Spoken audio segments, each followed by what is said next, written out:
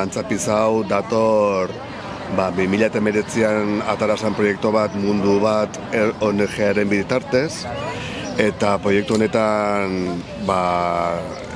objektiboa zen El Salvadorreko emakumei ahotsa emutea.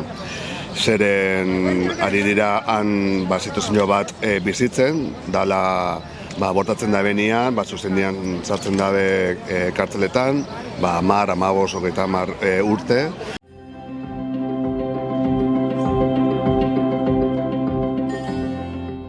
Gure tokitikan esaten genuen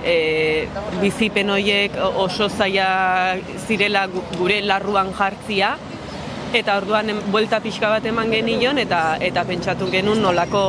homenaje moduko bat egitea emakume hauei, eta hortikan abiatu ginen. Bi zehazki izateak ez zegoen arrazoi, azkenean ekipoa nola egin genuen, eta nik uste dut baita ere ekipo txiki batekin lan egiteko ideia zela, baina gero gure artean bai zegoen ideia hori talde ideiarena, emakume hauen bizipenetan ikusten zenun azkenean beraiek aurrera egin zutela elkarreri babestuta, elkarreri apoiatuta eta elkarren indarrakin. Netzako nire aldetik, erronka handia izan da, porque alde batetik ni ez nago El Salvadorren eta nez emakumea. Eta esperientzi bezala izan da, sorkuntza aldetik oso polita, baina bai gizonal izatetik, erronka polita eta wow.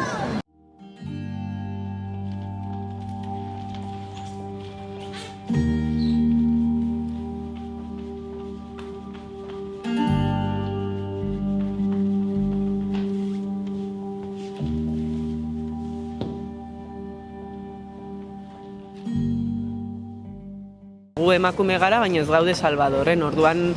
esperientzia hori ere bai, naiz eta oso gogorra egin, klaro, esaten genuen guk hori ez dakigu, eta ez dugu inoiz jakingo hori bizitzea zer den, orduan pixka bat egin genuen orokorrera bezala eraman, azkenean gaur egun emakumeen erronka edo zer da,